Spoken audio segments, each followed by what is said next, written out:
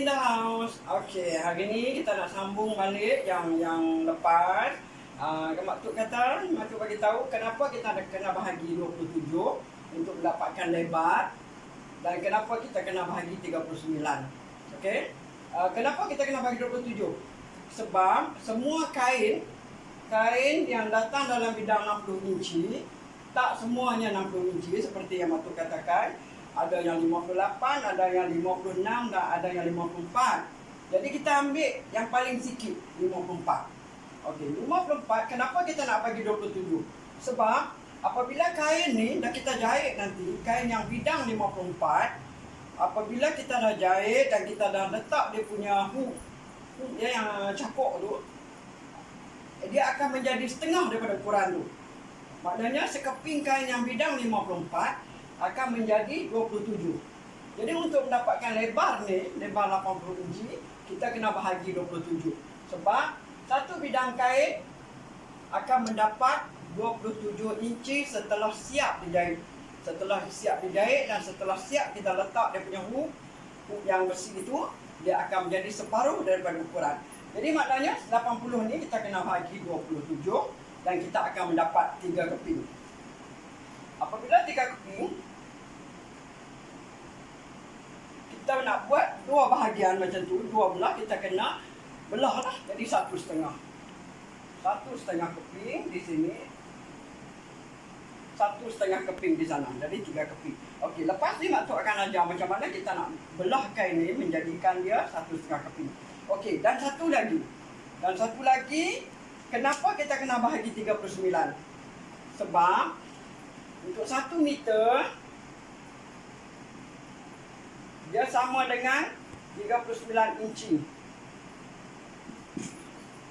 Lepas tu mungkin anak-anak kat luar sana tanya, kenapa kita tak kira kain dalam meter, kita nak kira kain dalam inci? Sebab kain yang didatangkan semuanya dalam ukuran inci. Dia tidak kira kain, bidang-bidang kain yang didatangkan yang ada di pasaran semua dalam kiraan inci, tidak ada dalam kiraan meter. Untuk lebar kain, tetapi untuk panjang kain, untuk labuh kain, kita beli akan dikira dengan meter. Jadi sebab tu kita kena ukur dengan inci. Ukuran kita ni kena pakai inci. Ya, faham ya? Okey.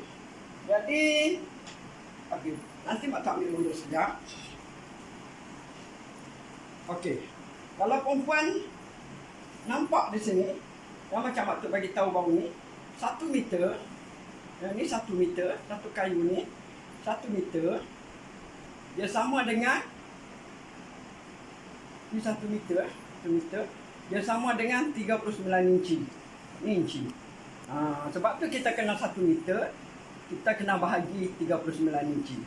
Okey, pause dulu di situ. Mak tu akan tunjukkan tip bagaimana memotong kain supaya tidak herot ataupun tidak serong lah. Okey, kita sambung. Bagaimana kita nak potong kain? Mak tu nak bagi tip nak potong kain supaya dia tidak menyerong ataupun condong. Biasanya kain dia di bidang kain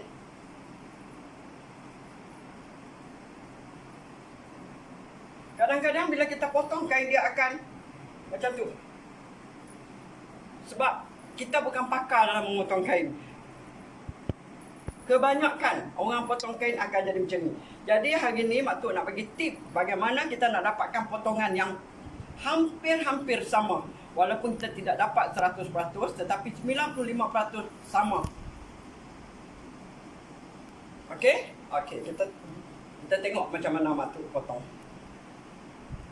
Okey. Okey. Apabila kita dah ukur kain, macam Mak Tok tunjuk pada episod yang sebelumnya, kita dah ukur kain. Okey, ini kan kita ukur di sini ya, sampai sini. Okey, kita lipat. Tip pertama yang Mak Tok nak bagi, jangan potong kain di sebelah kain yang corak yang betul ni di luar. Biar corak yang betul ni di dalam, corak yang terbalik ni di luar. Nampak? Apabila kita potong corak yang betul ni di luar, dia akan bergerak menjadi, dia mudah menjadi serong. Tapi kalau kita Di dalam, ini tip ni. Tak semua orang tahu. Di dalam ni dia akan lebih meluruskan potongan kita nanti. Dan satu lagi, apabila kita buat macam ni, kita dah lipat nak potong, tengok di belakang lah. Mak tu akan buat begini. Ya? Anak-anak di sana tengok. Yang di dalam ni, kita bagi dia ke bawah. Nampak? Kalau kita bagi dia sama, apabila kita potong kain, dia akan serong. Tetapi kalau kita buat bagi dia begini, dia akan sama. Sebab, okey, tengok patut potong. Ini patut potong bagi serong ya. Apabila kalau kita bagi dia betul dekat atas ni sama, semasa kita memotong ni, dia akan sedikit gunting tu akan bawa kain tu menjadi serong. Jadi apabila kita serongkan dia siap-siap, apabila kita gunting, kain akan menjadi lebih lurus. Tengok macam tu. Okey.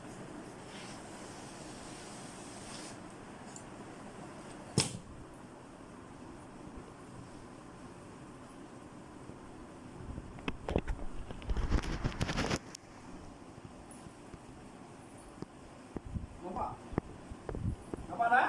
Tengok di tepi ni lurus.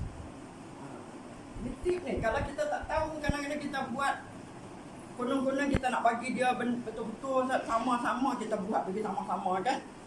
Sama-sama tak boleh. Kalau sama-sama macam ni, dia akan tak lurus. Okey. Lepas tu, untuk ukuran tadi, bawa ke sini. Untuk ukuran tadi, untuk ukuran macam ni, kita kena ada 3 keping. Apabila 3 keping kita nak bahagi, dua belah ni kena jadi 1,5 keping. Okey, kan mak tok nak tunjuk macam mana kita nak potong yang 1/2 keping tu. Yang 1 keping tu kita tahu dah, yang 1/2 keping. Okey, kan kita nak belah menjadikan 1,5 bidang. Okey, ini bidangnya, ini bidang kain. Ini panjang kain. Kita nak belah dua. Nak belah menjadi macam ni. Kita nak sebelah. Bukan sekerat, ya, sebelah. Ini sebelah kita nak gunakan 1,5 bidang. Kalau sekerat, setengah ataupun setengah, dia begini. Ini panjang kain. Dan begini kita potong dua jadi sebelah. Bukan.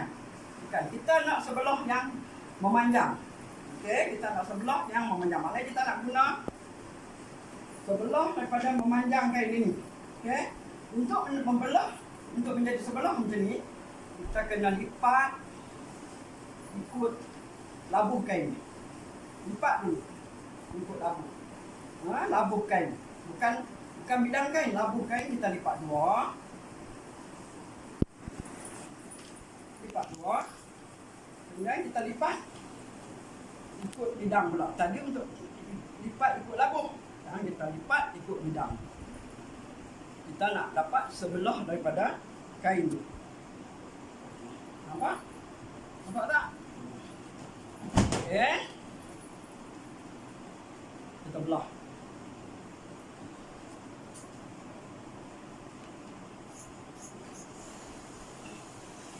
Okey. Ini untuk mendapatkan 1,5 bidang bagi tiap-tiap satu sebelah tingkap tadi. Okey, kita berhenti dulu. Kita akan sambung lagi kemudian. Hingga jumpa lagi. Assalamualaikum.